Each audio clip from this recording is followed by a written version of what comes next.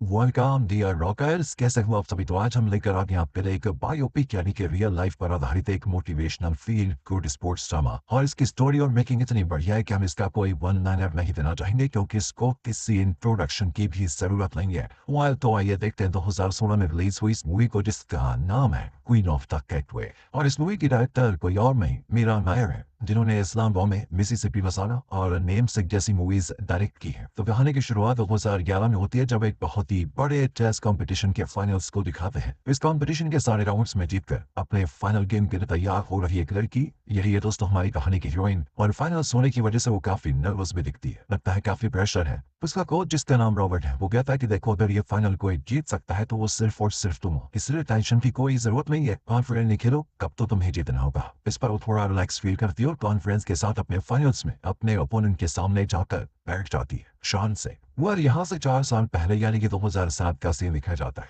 युगाना में कंपाला नाम की एक सिटी का एक स्लम एरिया है जिसका नाम है कटवे। हर तरफ लोगों की भीड़, गरीबी, पानी की कोई ठीक व्यवस्था नहीं, लोग बेरोजगार हैं, टूटे फूटे और सीमेंट शीट के घर में लोग रह रहे हैं। और इसी कटवे में रहती है हमारी हीरोइन फियोना। एक बाल्टी पानी के लिए कई स्लम्स एरिया पार करके जाना पड़ता है। और ये देखिए दोस्तों, फियोना की उम्र सिर्फ 10 साल है, लेकिन वो अपनी उम्र से कई ज्यादा बड़ी लगती है। फियोना अपनी माँ, दीदी और 2 छोटे भाइयों के साथ रहती है। माँ का नाम है हेरिट और दीदी का नाम है ट्रायन, छोटे भाई का मुगाबी, सबसे छोटे को चुटको बहनियों के। फियोना के पिता कई साल पहले गुजर गए थे। इस इलाके के दूसरे परिवारों की तरह फियोना का परिवार भी गरीबी में जीता है। वो कच्चा भुट्टा खरीद कर उसे स्टीम करके मार्केट में बेचते हैं। फियोना और मुगाबी यही काम करते हैं, यानी इसका छोटा भाई। और वैसे फियोना बेबस होकर दूसरे बच्चों को भी देखती है जो कि स्कूल जाते हैं। वो भी पढ़ना चाहती है, लेकिन घर के हालात ऐसे हैं कि वो स्कूल जाने के बारे में सोच भी नहीं सकती। वो घर के कई काम क्या करती, जैसे कि पानी भर लाना, मार्केट जाकर कच्चा भुट्टा खरीद लाना और हैरियट और टैलेंट के साथ मिलकर उसे पकाकर पैक करके फिर मार्केट में बेचना। घर बहुत ही छोटा है दोस्तों इनका, और इस छोटे से घर में 5 लोग रहते हैं। यहाँ खाना बनता है, यहीं सब बैठ कर खाते हैं और यहीं पर सोते हैं। इस तरह रहना आसान है और ऊपर से ये भाड़े का घर है। फियोना की दीदी टैरियन कैसे भी करके इस जगह से हमेशा हमेशा के लिए निकल जाना चाहती है, एक अच्छी लाइफ जीना चाहती है। और उसका तो एक बॉयफ्रेंड भी है जिसका नाम है जोसेफ। और इसकी बाइक, इसकी ड्रेस वगैरह देख कर लगता है ये कैटवे के लोगों के मुकाबले जरा रोकने वाला आदमी है। हेरिट को भी इसकी बेटी का इसके साथ घूमना फिरना ज्यादा अच्छा नहीं लगता, और वो जोसेफ के मुंह पे कह देती है, मैंने तुमसे कितनी बार कहा है कि मेरे घर के पास कहीं नजर मत आना और मेरी बेटी से तो भूल कर भी मत मिलना। और वो कहता है इतना गुस्सा क्यों करती है सासू माँ। सुनकर हेरिट को बड़ा गुस्सा आता है कि सासू माँ किसको कहा। मैं मुगाबी बेटा जरा झाड़ू लेकर आना, इसे पीट कर यहाँ से भगाना पड़ेगा, और ये तुम्हारी बाइक इसको तो आग लगनी चाहिए, कहकर दोस्तों वो उसकी बाइक पे लात मारकर भगा देती है। और टैरियन हेरिट को एडवाइस देने लगती है कि माँ मैं उससे प्यार करती हूँ और उससे शादी भी करना चाहती हूँ, आप उसको थोड़ा रिस्पेक्ट दीजिए ना। हेरिट तो भड़क जाती है कि चुपचाप जाकर भुट्टा बेच कर, वरना घर में चूल्हा नहीं जलेगा, खाने को खाना नहीं घर में, और ये महारानी चली प्यार करने। आर्यन मुंह फुलाकर फिर भुट्टा बेचने चली जाती है। दूसरी ओर मार्केट में फियोना और मुगाबी भुट्टे बेच रहे होते हैं। फियोना देखते कि मुगाबी रोज जल्दी जल्दी भुट्टा बेचकर कहीं चला जाता है। असल में दोस्तों वो फुटबॉल गेम देखने जाता है जहां पर कई लड़के खेलते हैं, और उनमें से एक आदमी कोच भी करता है जिसका नाम है रॉबर्ट। लेकिन मुगाबी खेलता नहीं, बस बेचारा बैठकर उन्हें खेलते हुए देखता रहता है। तो एक दिन ऐसे ही रॉबर्ट पूछता है, अरे तुम भी खेलते हो क्या, तुम खेलते क्यों नहीं, यूं ही बैठे रहने से क्या फायदा। तो मुगाबी बताता है, सर इस तरह का गेम खेलने से कभी हाथ पैर टूट गए तो हॉस्पिटल जाना पड़ेगा, और इलाज के लिए तो हमारे पास पैसे भी नहीं है, इसलिए मेरी माँ ने कहा है कि भाग दौड़ वाला कोई गेम नहीं खेलना। तो इस पर रॉबर्ट पहले हंस देता है और पूछता है, क्या तुम्हें चेस खेलना पसंद है। मुगाबी पूछता है, चेस, वो क्या होता है सर।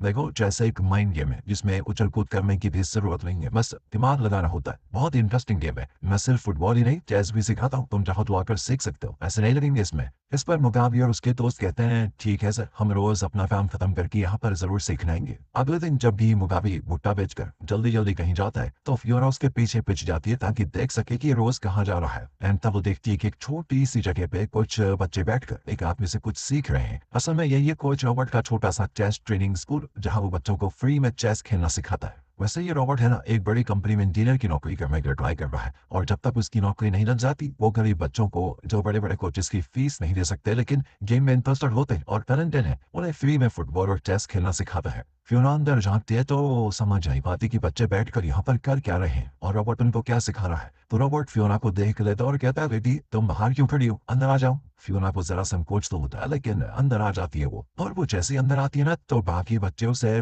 बदबूदार बदबूदार कहकर चिढ़ाते हैं। असल में कैटवे में पानी की बहुत ही कमी है और वहाँ के लोगों के लिए रोज रोज नहाना बहुत दूर की बात है। और फियोना मेहनत का काम करती है और मेहनत करने से यार पसीना तो ऑफकोर्स आता ही है, और पसीने की बू को ही ये लोग बदबू बदबू कहकर उसको चिढ़ाते हैं। जब उनकी बात फियोना की बर्दाश्त से बाहर हो जाती है ना, तो वो एक लड़के को मारने को डराते गुस्से में। लेकिन तब रॉबर्ट सबको बुलाता है कि आजा बच्चों, दलिया तैयार है, पहले ये खाओ। ये बच्चे ऐसे घरों से आते हैं जहाँ रोज का खाना तक नसीब नहीं होता, और रॉबर्ट इस बात को समझता है कि ये बच्चे खाली पेट कुछ नहीं सीख सकते, इसीलिए वो रोज इनको इस तरह का दरिया बना कर देता है। फियोना बहुत दूर अपने भाई मुगाबे को फॉलो करके यहाँ पहुंची होती है, तो काफी थक भी जाती है, और अभी वो काफी भूखी भी है, और एक ही गल्प में अपने हिस्से का सारा दरिया खत्म कर देती है। तो वहाँ पर ग्लोरिया नाम की एक छोटी लड़की होती है जो कि चेस के बारे में काफी जानती भी है। रॉबर्ट उससे कहता है कि ये फियोना है, इसे तुम चेस के बारे में पहले कुछ सिखाओ। ग्लोरिया भी बड़ी खुश होकर फियोना को चेस के बारे में A to Z सारी चीजें बता देती है। हालांकि नए प्लेयर्स को चेस सीखने में काफी टाइम तो लगता है, लेकिन फियोना को ये गेम बहुत ही सिंपल लगता है और वो बहुत ही जल्दी चेस की युक्तियां सीख जाती है, और उसको ये गेम बहुत ही इंटरेस्टिंग लगता है। तो घर आकर तो वो सबसे पहले पानी लेने जाती है और फिर अच्छे से नहा लेती है, क्योंकि वो नहीं चाहती कि कल वो बच्चे उसे फिर से चिढ़ाएं बदबू बदबू कहकर। दोस्तों, अब वो रोज मुगाबे के साथ मिलकर भुट्टा बेचती है और फिर दोनों मिलकर चेस सीखने जाते हैं। ग्लोरिया और उसकी अच्छी दोस्ती हो जाती है। अब एक दिन टारियन अचानक घर से गायब हो जाती है और हैरियट उसको ढूंढने के लिए बाहर जाती है, लेकिन तब बैरन घर आती है और उसने अच्छे कपड़े पहने होते हैं, अच्छा सा बैग होता है उसके पास में, हेयर स्टाइल तक उसका चेंज हो चुका होता है। फियोना तो चौंक जाती है, ये क्या हाल बना के रखा हुआ है दीदी। बैरन कहती है, मैंने जोसेफ के साथ रहने का फैसला कर लिया है, आज के बाद मैं घर में ही आऊंगी, यही कहने आई थी बस, क्योंकि मुझे अब इस गंदी जगह में नहीं रहना। फियोना कहती है, तुम क्या कह रही हो दीदी, इस परिवार को हम नहीं संभालेंगे तो कौन संभालेगा। पर टैरन कहती है, मैं बहुत संभाल चुकी इस घर को, इस परिवार को, मेरी अपनी भी तो कोई जिंदगी है, कोई पर्सनल लाइफ है, उससे भी तो मैं जीना चाहती हूँ। खैर मैं चलती हूँ, तुम देख लेना अपना। क्या क्या वो निकल जाती है दोस्तों। अगले दिन रॉबर्ट बच्चों को चेस की बारी क्या समझाता है कि किन किन टेक्निक्स का इस्तेमाल करके ओपोनेंट के माइंड पर खेलना पड़ता है और किस तरीके से गेम जीता जाता है। जल्दबाजी में कभी कोई डिसीजन मत लो, मन को शांत रखो और फिर सोचो, तब जाकर तुम सही मूव कर पाओगे। तो घर जाकर फियोना और मुगाबे मिलकर मोटर के ढक्कनों को चेस कोइन की तरह अरेंज करके खेलना शुरू करते हैं, क्योंकि उनके पास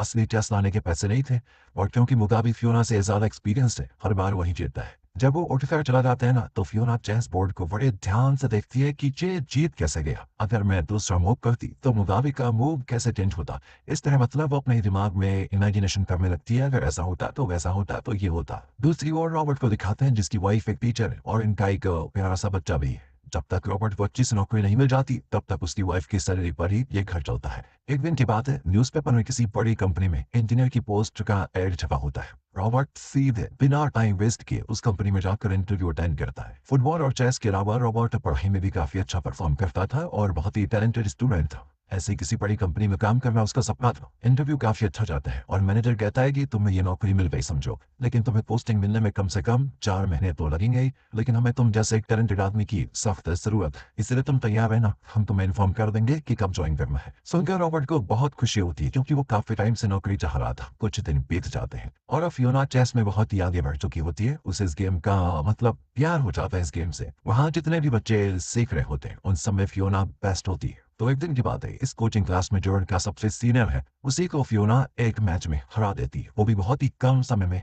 अब रॉबर्ट खुद दंग रह जाता है कि फियोना को क्लास ज्वाइन किए हुए कुछ दिन हुए हैं, लेकिन अभी से देखो एक एक्सपीरियंस प्लेयर की तरह खेलने लगी है। तो सभी बच्चे फियोना से इंस्पायर होने लगते हैं। रॉबर्ट फियोना को अलग में ले जाकर पूछता है, तुमने कुछ नए मूव्स खेले थे, तुमने वो मूव्स कहाँ से सीखे, वो भी उस लड़के को हराने से पहले तुमने जो खास मूव किया, वो तो मैंने खुद भी एक्सपेक्ट नहीं किया था, तुम्हें वो मूव करने की सोची कैसे। फियोना तो बहुत ही कैजुअली कहती है कि सर मैंने जो सीखा है यहीं से सीखा है और मुझे जो सही लगा बस मैं वही कर रही थी। रॉबर्ट यहाँ समझ जाता है कि वो फियोना को जितना सिखा रहा है उससे कई ज्यादा वो खुद इस गेम को एनालाइज करके सीख रही है। उसे इस गेम से मतलब बहुत ही लगा हो गया है और इसी वजह से वो खुद ही सोच सोच कर नए नए मूव्स कर पा रही है। That's brilliant. कुछ महीने बाद शहर में एक बहुत ही बड़ा चेस टूर्नामेंट अनाउंस किया जाता है। उसी सिलसिले में रॉबर्ट उस चेस फेडरेशन से मिलने जाता है, लेकिन वो कहते हैं कि देखो ये सिर्फ स्कूल स्टूडेंट्स के लिए, पर आपके कोचिंग क्लास के बच्चे तो किसी स्कूल में नहीं पढ़ते, हम कैसे मान लें कि उन्हें ढंग की ट्रेनिंग मिली है और वो इस टूर्नामेंट में अच्छा प्रदर्शन करेंगे, उनके पास कोई सर्टिफिकेट तो होगा नहीं। रॉबर्ट पूछता है, क्या मेरे बच्चे गेस्ट प्लेयर के तौर पर खेल सकते हैं। वो कहते हैं खेल तो सकते हैं, लेकिन हर गेस्ट प्लेयर के लिए आपको फीस भरनी पड़ेगी।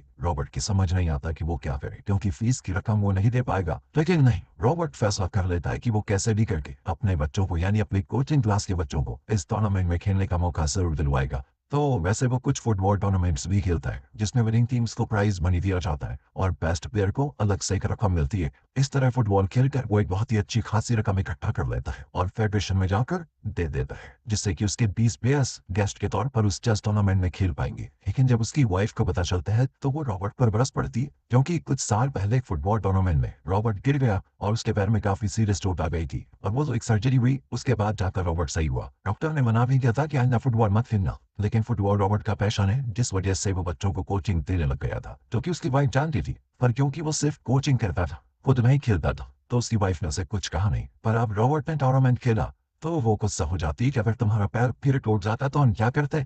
तो तब रॉबर्ट इसको समझाता है कि तुम खुद एक टीचर हो, तुम जानती हो कि अपने स्टूडेंट्स के टैलेंट को समझकर उन्हें प्रोत्साहित करना कितना जरूरी होता है। कि मैंने अपने लिए नहीं, उन बच्चों के लिए किया है। अगर हम उन्हें एनकरेज नहीं करेंगे तो कौन करेगा। इस पर वो शांत हो जाती, लेकिन एकदम टीचर की तरह कड़क आवाज में कह देती है कि आइंदा तुम कभी फुटबॉल नहीं खेलोगे, समझे। प्रॉमिस। रॉबर्ट भी उसे प्रॉमिस कर देता है। अब आगे दिखाते हैं अगले दिन तो मुगाबे और फियोना भुट्टा बेचने के बजाय चेस ट्रेनिंग क्लास में चले जाते हैं। हेलेट उनको फॉलो करते करते वहां पहुंच जाती है और दोनों को मारकर उनके कान पकड़कर वहां से खींच लेकर जाती है। रॉबर्ट तो उसको समझाने की कोशिश करता है कि देखिए आपके बच्चे बहुत ही टैलेंटेड हैं, उन्हें एक सुनहरा मौका मिलने वाला है, आप प्लीज उनको ये गेम सीखने दीजिए। पर हेलियट को लगता है कि यहाँ रॉबर्ट बच्चों को बिठाकर किसी तरह का जुआ खेलना सिखा रहा है, इसलिए वो रॉबर्ट को भी काफी सुना देती है कि अच्छा तुम हीरो जो यहाँ इन लड़कों को पकड़ के रखते हो और पता नहीं क्या क्या सिखाते हो। तभी मैं सोचूं कि ये लोग रोज भुट्टा बेचने क्यों नहीं जाते और वहीं घर में पैसे लेकर आते हैं। रॉबर्ट बड़ा परेशान हो जाता है, जब क्या करूं, क्योंकि कल टूर्नामेंट है। वो सीधे हेरिट से बात करने चला जाता है और समझाता है कि जैसा आप सोच रही हैं वैसा नहीं है। ये चेस नाम का एक बहुत ही बड़ा स्पोर्ट है और आपकी बेटी उस गेम में चैंपियन बन सकती है। देखो अगर वो एक चैंपियन बन गई ना तो आपके परिवार की ये जो हालत हो रखी है ना सब सुधर जाएगी, एक अच्छी जिंदगी मिलेगी आपको। अपने बच्चों की फ्यूचर के बारे में सोचिए, अगर उनको एक मौका मिल जाए तो बहुत बड़ा हो सकता है। देखो मैं उनका पूरा ख्याल रखूंगा, खाने पीने की कोई कमी नहीं होगी, सब दे दूंगा उनको। इस तरह हेरिट को कन्विंस करने के बाद वो फियोना, मुगाबी और दूसरे बच्चों को एक वैन में शहर लेकर जाता है। सभी बड़े खुश होते हैं। टूर्नामेंट कैंपस देखकर पहले तो सभी दंग रह जाते हैं, क्योंकि आज से पहले उन्होंने इस तरह का बहुत बढ़िया चीज मतलब वो कैंपस नहीं देखा था। सभी अलग अलग ग्रुप्स में बैठे होते हैं और टूर्नामेंट के बारे में और मैनेजर उन्हें समझा रहा होता है। इस बीच उन्हें फूड और जूस भी सर्व किए जाते हैं। अपने बच्चों ने तो दोस्तों कभी इस तरह के डिशेस देखे नहीं थे। यहाँ सारी चीजें उनको नहीं लगती और वो सारी चीजों को उठा उठा कर मुंह में दबाने लगते हैं। रॉबर्ट उनको समझाता है कि अरे धीरे खाओ, ये सब हमारे लिए ही है, इसीलिए जल्दी खाने की जरूरत नहीं है। लेकिन दोस्तों यहाँ पर प्रॉब्लम यह हो जाती है कि और मैनेजर को इनके जो तौर तरीके हैं बिल्कुल भी अच्छे नहीं लगते और वो इनडायरेक्टली इनको नीचा दिखाने जैसी बातें कर रहा होता है। तो उस रात उनको एक बड़े कमरे में बेड वगैरह अरेंज करके दिए जाते हैं, लेकिन क्योंकि इनको बेड पे सोने की आदत तो है नहीं, तो सब जैसा घर पे सोते हैं वैसे फर्श पर सो जाते हैं। यार रॉबर्ट इनको देखकर बहुत इमोशनल होता है और सोचता है इन बच्चों की लाइफ में कैसे भी करके बस एक बार रोशनी आ जाए और इनकी लाइफ सुधर जाए, बस मुझे और कुछ नहीं चाहिए। लेकिन अगले दिन बच्चों में वो जोश नहीं होता, सबको घर की याद आ जाती है, अपने माँ बाप के पास जाना चाहते सभी के सभी। हाँ के सभी छोटे बच्चे जो ठहरे अब उन्हें मोटिवेट करने के लिए रॉबर्ट उनको एक एक्शन पैक्ड कहानी सुनाता है कि सुनो, एक दिन एक कुत्ते को भूख लगी लेकिन उसे खाने के लिए कुछ नहीं मिला। तब पता है क्या हुआ, उसकी आंख एक बिल्ली पर पड़ी। कुत्ता भूख का मारा था और वो बिल्ली को तो छोड़ने वाला था नहीं, उसने जी जान से बिल्ली को चेस किया। बिल्ली आगे आगे तो कुत्ता उसके पीछे पीछे। एक पॉइंट पर तो कुत्ता बिल्ली के एकदम पास पहुंच गया, लेकिन जब कुत्ते ने जरा भी एक्सपेक्ट नहीं किया तो बिल्ली कैसे भी करके बच निकल गई। तो अब सोचो कुत्ते ने बिल्ली को चेस क्यों किया, क्योंकि उसे भूख लगी थी। लेकिन बिल्ली क्यों भाग गई, क्योंकि उसे अपनी जान बचानी थी।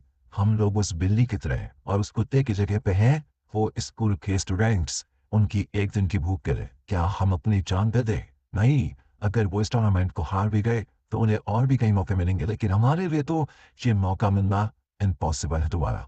उस बिल्ली की तरह हमें भी अपनी जान बचाने का मतलब अपनी जिंदगी का स्तर ऊपर उठाने का सिर्फ यही एक मौका मिला है। तो क्या तुम सब बिना कोई कोशिश किए हमें मिला हुआ ये इकलौता मौका गंवाकर घर वापस चले जाना चाहते हो? नहीं ना? तो वो सभी भी कहते हैं कि नहीं सर, हम वापस नहीं जाएंगे, जो होगा देखा जाएगा, हमारे अंदर जो टैलेंट है वो हम जरूर दिखाएंगे, हम मैदान में उतरने को बिल्कुल तैयार हैं। लगता है दोस्तों रॉबर्ट की छोटी सी कहानी ने उनके अंदर जोश भर दिया पूरा और वो बहुत ही कॉन्फिडेंट होकर गेम खेलने जाते हैं। वह पहले राउंड में फियोना का मुकाबला पिछले साल इस टूर्नामेंट में गोल्ड मेडल जीतने वाले एक प्लेयर के साथ होता है। दूसरी ओर फियोना का एक साथी जिसका नाम है बैन, वो एक और स्टूडेंट के साथ खेलता है और सबसे पहले वही गेम को खत्म भी करता है। दूसरी ओर लोरिया अपने गेम हार जाती है और आखिर वो छोटी बच्ची जो ठहरी यार बजाय रो पड़ती है, तो रॉबर्ट उसे शांत करके वहां से लेकर जाता है। और मैच तो यहाँ पर चल रहा है क्योंकि जो फियोना का ओपोनेंट है ना बड़ा टफ गेम खेलता है और लगता है वही जीतेगा। लेकिन फियोना यहाँ पर अपने एक स्पेशल चाल का इस्तेमाल करके आखिरी मूव में उसको हरा देती है और इस तरह वो अपना गेम जीत जाती है। उसके बाद फिर तो सारे राउंड्स भी वो जीत जाती है और आखिर में फाइनल्स भी जीतकर उस साल का गोल्ड मेडल हासिल करती है फियोना।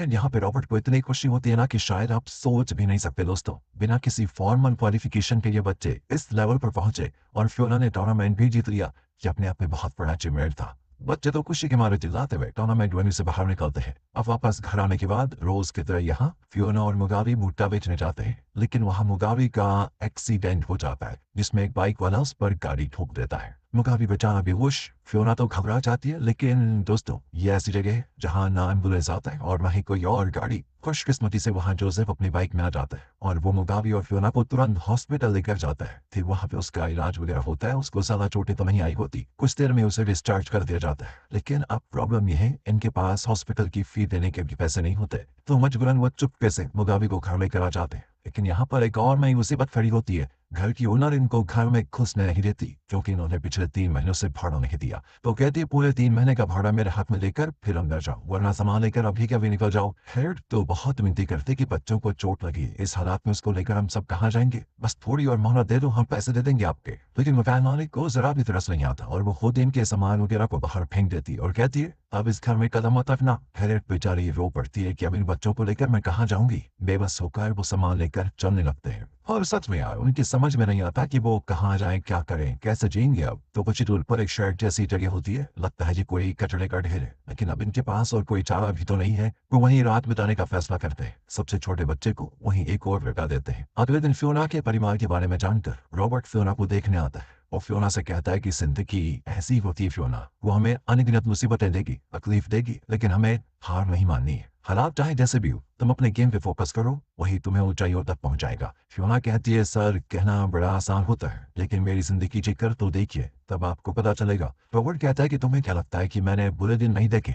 इससे कई ज्यादा बुरे दिन देखे मैंने। जब मैं बहुत छोटा था ना, तो उस वक्त सिविल वॉर चल रही थी। उस दौरान हमने जो मुश्किलें झेली वो शायद तुम कभी नहीं झेलोगी। कई दिनों तक तो मैं भूखा रहा, लेकिन मैंने हार नहीं मानी। उस मुश्किल हालात में भी मैंने जीने का फैसला किया और पढ़ाई की जी जान से। अपनी पसंद की एक नौकरी के लिए बहुत कोशिश की मैंने और एक लंबे अरसे के बाद ही सही, लेकिन मुझे अपनी पसंद की नौकरी मिल गई। लाइफ तुम्हें जो दर्द देती है, जो दुख, जो मुश्किलें देती है, उन्हें सीढ़ियों की तरह इस्तेमाल करो। उन पर चढ़कर ऊंचाइयों को छुओ, न कि उनको अड़चने समझो। देखो सिर्फ तुम ही हो, तुम्हारी तरक्की से तुम्हारा परिवार भी इस करीबी से ऊपर उठेगा। इस तरह दोस्तों उसको हिम्मत देकर रॉबर्ट वहां से चला जाता है। उस रात टायरन जोसेफ के साथ वापस आती है। अपने परिवार की हालत देखकर उसे भी बहुत बुरा लग जाता है, तो वो उनको कुछ पैसे देती है, लेकिन हैरिक पैसे देने से साफ इनकार कर देती है। पर फियोना पैसे ले लेती है और माँ को समझाती है कि माँ कम से कम इस चुटकू के खातिर तो हमें रहने के लिए घर ढूंढना पड़ेगा ना, और उसके लिए पैसे चाहिए ही चाहिए। फिर वो एक टूटे फूटे चर्च में जाते हैं जहाँ उनको रहने की जगह मिल जाती है, लेकिन वहाँ रहने के लिए भी पैसे देने पड़ते हैं। पैरन के दिए हुए पैसे और फियोना ने टूर्नामेंट में जो कमाई थी वो भी मिलाकर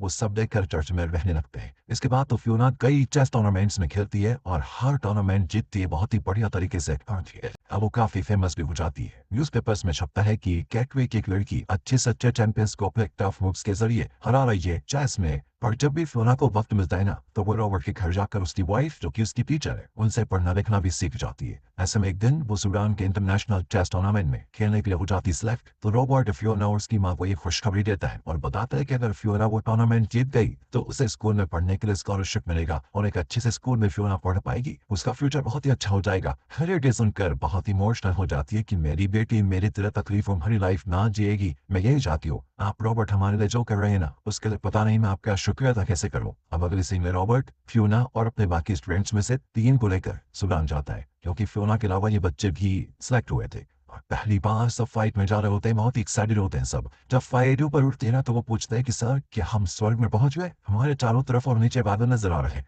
वो भी हंसकर कहते नहीं नहीं ये स्वर्ग नहीं है, ये बस आसमान है और हम आसमान में बादलों के बीच उड़ रहे हैं बच्चों। अगले सीन में वो मैच वेन्यू में होते हैं जहाँ असली टूर्नामेंट शुरू होने वाला है। इससे पहले थोड़ा वार्म अप मैच होता है। तो फियोना की अपोनेंट कहती है मुझे तो कैसे भी करके ग्रैंड मास्टर बनना है। तो फियोना पूछती है ये ग्रैंड मास्टर क्या होता है? अपोनेंट कहती पता है, अगर कोई ग्रैंड मास्टर बन जाए तो चेस फेडरेशन से उसको हर महीने अच्छी खासी रकम दी जाती है, यानी स्कॉलरशिप दी जाती है। उससे हम पढ़ाई भी कर सकेंगे और गेम खेलकर कमा भी सकेंगे। फियोना इन बातों को बड़े ध्यान से सुनती है वो लड़की आगे बताती कि देखो, अगर तुम इन टूर्नामेंट्स में आधे गेम्स भी जीत गई ना तुम, तो फेडरेशन तुम्हें हर महीने स्टाइपेंड देगा। फियोना सोच लेती है ये तो बहुत ही बढ़िया है, मुझे सिर्फ स्टाइपेंड मिल जाए तो वो भी चलेगा, उससे मेरे परिवार की गरीबी तो दूर हो ही जाएगी। अब होता है असली टूर्नामेंट शुरू। फियोना और उसके साथी हर राउंड में जीतकर पहली पोजीशन पर पहुंच जाते हैं और चैंपियनशिप का भी जीत जाते हैं। दोस्तों, न्यूज में ये सब देखकर पूरा युगांडा बड़ा खुश होता है कि अपने देश की टीम इतना कुछ अचीव कर गई। फियोना गर्व से घर आकर अपनी माँ को कप भी खाती है और लगता है टैरन का जोसेफ के साथ कोई झगड़ा हुआ है और वो घर लौट आई है। एलेट ने भी उसको स्वीकार कर लिया था। इस तरह कुछ दिन बीत जाते हैं, लेकिन अब फियोना का बर्ताव बदलने लगता है। वो पहले की तरह सुबह ना जल्दी उठती और ना ही कोई काम करती है। वो अपनी माँ की भी कोई बात नहीं मानती और बात बात पर चिल्लाती है। हैरियट अब परेशान हो जाती है और रॉबर्ट से कहती है जब से वो सूडान से आई है तब से उसका रवैया बदल गया है, आप प्लीज उससे बात कीजिए, पता नहीं वो क्या क्या सोचती रहती है। रॉबर्ट भी जाकर फियोना से पूछता है तो वो कहती, सर मैंने बड़े घरों से आने वाले अमीर परिवार के कई प्लेयर्स के साथ खेलकर ढेरों मैचेस जीते हैं, लेकिन इतना जीतने के बावजूद मैं गरीबी की गरीबी में हूँ। मेरे परिवार का स्तर ऊपर उठता ही नहीं। अमीरों को तो मैं हरा चुकी हूँ, लेकिन अपने गरीबी को नहीं हरा पाई। मुझे बस इसी बात की मायूसी और गुस्सा है सर। रॉबर्ट फिर उसको समझाता है कि तुम्हारा गुस्सा जायज है फियोना, लेकिन इसका यह मतलब नहीं कि तुम गुस्सा होकर हार मान कर बैठ जाओ। तुम्हें और मेहनत करनी पड़ेगी। इन छोटी छोटी जीतों से आगे बढ़कर बड़ी जीत हासिल करनी होगी। उस दिशा में काम करो, कहकर रॉबर्ट चला जाता है। इसके कुछ ही दिन के बाद रशिया में हो रहे एक बड़े चैंपियनशिप में युगांडा की तरफ से हिस्सा लेने का फियोना को मिलता है मौका। फियोना वहां जाकर बहुत ही कॉन्फिडेंस के साथ खेलती है, लेकिन उससे शायद ओवर कॉन्फिडेंस हो गया था और उसकी ओपोनेंट जो कि एक कैनेडियन प्लेयर है वो बड़ी आसानी से उसे हरा देती है। जो लड़की अपना हर गेम जीतने की आदी हो चुकी थी, सोचिए उसकी पहली हार उसे कितना हर्ट कर रही होगी। वो इस हार को एक्सेप्ट नहीं कर पाती और रोती बहुत ज्यादा। ऊपर से वो अपने देश की तरफ से खेलने आई थी और इतनी बुरी तरह हार गई, यही सोच सोच कर वो और दुखी होती है। रॉबर्ट भी परेशान होता है, लेकिन वो फियोना को दिलासा देता है कि देखो ये कोई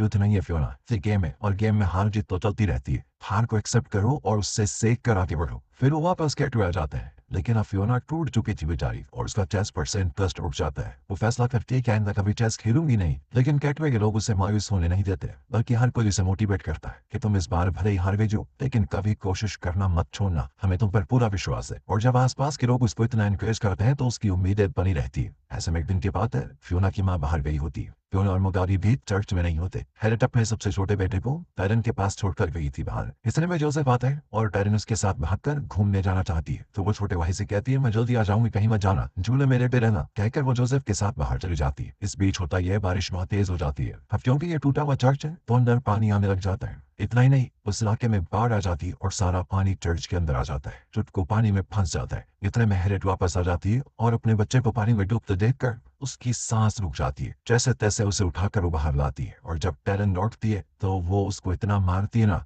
कि अपने भाई को इस तरह मारने के लिए छोड़कर कहाँ गई थी, किसके साथ? तुम तो जोसेफ से लड़कर यहाँ पर बैठ गई थी, अब अचानक उससे प्यार क्यों हो गया? अगर मेरा बच्चा मर जाता तो? अब तुम्हारी यहाँ कोई जगह नहीं है, अपना सामान उठाओ और निकलो यहाँ से। पर टैरन कहती है मुझे नहीं पता था कि ये सब हो जाएगा माँ, वरना मैं जोसेफ के साथ नहीं जाती, प्लीज माफ कर दो ना। ऊपर से मैं प्रेग्नेंट भी हूँ और इस वक्त मैं कहाँ जाऊंगी बताओ। ये सुन कर तो हैरियट भी कुछ कह नहीं पाती और उसे माफ कर देती है। अब चर्च पानी से भर गया है तो कोई और रास्ता न पाकर वो रॉबर्ट से मदद मांगती है और वो इन्हें अपने घर में जगह दे देता है। इस बीच रॉबर्ट ने जिस कंपनी में इंटरव्यू अटेंड किया वहां से खबर मिलती है कि रॉबर्ट को 2 दिन में वहां ज्वाइन करना होगा। ये ऐसा मौका है जिसका रॉबर्ट कई सालों से इंतजार कर रहा था, लेकिन अब वो तुरंत हाँ नहीं करता, थोड़ी टाइम मांगता है। वो भी कह देते हैं कि ठीक है, आप हमें सोच समझ कर बता दीजिए कब ज्वाइन करना चाहते हैं। रॉबर्ट दोस्तों अब दुविधा में है, क्योंकि अगर वो ये फुल टाइम नौकरी दे देगा तो फियोना का क्या होगा? वो कैसे भी करके फियोना को एक इंटरनेशनल चैंपियन बनाना चाहता है। फियोना रॉबर्ट से कहते हैं कि सर अगर मैं माँ के साथ वापस उस चर्च में रहने गई तो मेरे दिमाग में हमारी गरीबी को लेकर गुस्सा रहेगा, मैं ना अपने गेम पे फोकस कर पाऊंगी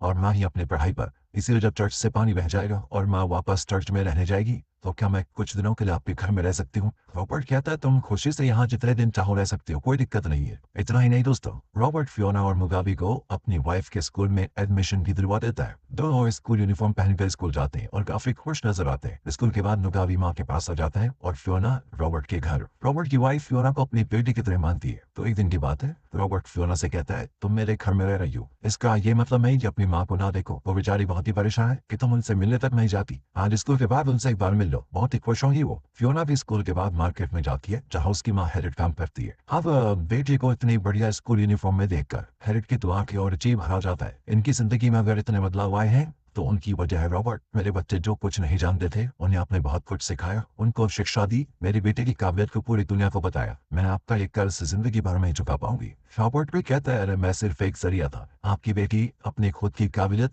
और टैलेंट के बल पर इस मुकाम पर पहुंची है। फियोना और मुगाबे भी खुशी से हंस खेल रहे होते हैं और उनके खिले हुए चेहरे देखकर हैरियट को और खुशी होती है। यहाँ पर सीन होता है कट और हमें शुरुआत का वो सीन दिखाया जाता है जहाँ फियोना टूर्नामेंट के फाइनल्स में पहुंच गई है और फाइनल गेम खेलने से पहले वो काफी नर्वस है, लेकिन रॉबर्ट उसे हिम्मत देकर भेजता है। फियोना कॉन्फ्रेंस के साथ अपने ओपोनेंट के सामने आराम से बैठती है। गेम शुरू होता है और अपनी बेटी को खेलते हुए देखने हैरियट भी आई होती है। युगांडा के लोग टीवी पर इस मैच को काफी उत्साह के साथ लाइव देख रहे होते हैं और सब यहाँ फियोना को चीयर करते हैं और प्रार्थना करने लगते हैं कि फियोना जीत जाए, फियोना जीत जाए। दोस्तों यहाँ फियोना काफी टफ मूव्स खेलती है और उसकी ओपोनेंट भी कुछ कम नहीं होती। एक पॉइंट पर तो फियोना जरा डगमगा जाती है तो रॉबर्ट चिल्लाता है कि फियोना हार मत मानना, तुम जीतोगी। और तभी गार्ड आकर कहता है कि सर प्लीज मैच के दौरान इस तरह चिल्लाना मना है। कुछ और देर मैच होता है और फियोना जो जरा डगमगा गई थी वो खुद को संभाल लेती है और अपने कुछ खास मूव्स के जरिए चैंपियनशिप जीत जाती है दोस्तों। और यहाँ उसको एक ग्रैंड मास्टर के तौर पर रिकॉग्नाइज किया जाता है। बस इसी का तो फियोना को इंतजार था और इसी दिन के लिए तो वो इतनी मेहनत कर रही थी।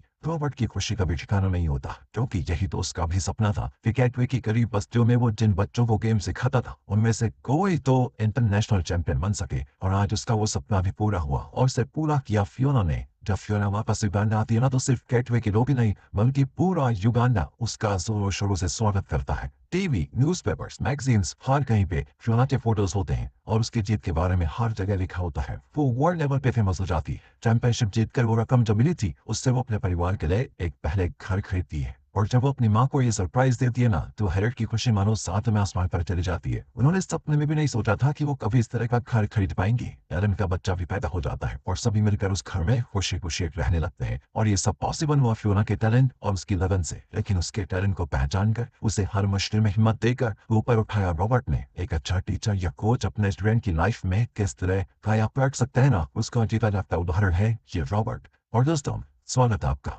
अब आप देखने वाले हैं रियल लाइफ फियोना को जिसकी लाइफ पर यह मूवी आधारित है। पास खड़ी है वो एक्टर जिसने फियोना का किरदार निभाया और यह है फियोना की माँ और उनके पास खड़ी है हैरियट का किरदार निभाने वाली एक्टर। और आखिर में फियोना के रियल लाइफ कोच रॉबर्ट और स्टिल लाइफ रॉबर्ट को दिखाते हैं। इसी के साथ इसी मोटिवेशन के साथ ये मूवी होती है खत्म दोस्तों। अगर आपको ये वीडियो अच्छी लगी और डेफिनेटली लगी होगी तो लाइक करें, चैनल को सब्सक्राइब ध्यान